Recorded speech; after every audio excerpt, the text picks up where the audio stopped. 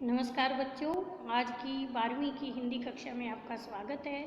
आज हम 12वीं की कविता के बहाने पढ़ने जा रहे हैं, जिसे कुंवर नारायण द्वारा लिखा गया है।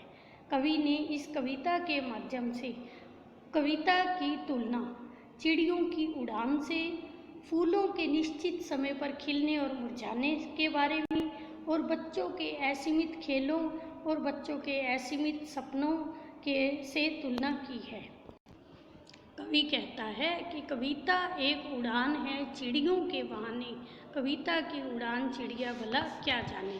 कविता की उड़ान को चिड़िया की उड़ान के बहाने से व्यक्त किया जा सकता है, परंतु कविता की उड़ान को चिड़िया नहीं जान सकती, क्योंकि चिड़िया की उड़ान बाहर से अंदर तक एक स्थान से दूसरे स्थान तक सीमित रहती है, परंतु कविता की उड़ान तो असीमित है।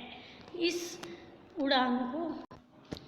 उड़ान को शब्दों की सीमा में नहीं बांधा जा सकता, क्योंकि कविता की उड़ान स्वतंत्र, विस्तृत और व्यापक है। कविता एक खिलना है फूलों के बहाने, कविता का खिलना भला फूल क्या जाने। कविता का खिलना अर्थात निर्माण होना, कविता का बनाया जाना फूलों के खिलने के बहाने व्यक्त किया गया है, परंतु कविता के खिलने को कोई फूल भला कैसे जान सकता है।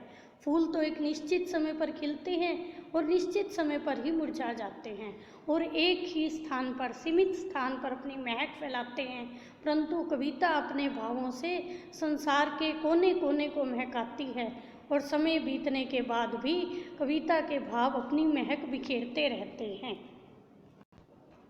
कविता को बच्चों के खेल के माध्यम से व्यक्त किया गया है। कविता की उड़ान की तुलना बच्चों के खेलों से की गई है। जिस प्रकार बच्चे खेलते समय व स्थान की सीमा में नहीं बंधते, वे सभी सीमाओं को भूल जाते हैं, उसी प्रकार कविता के भाव भी समय व स्थान की सीमाओं से परे होते हैं और प्रत्येक स्थान पर अपनी महक बिखेरते रहते हैं।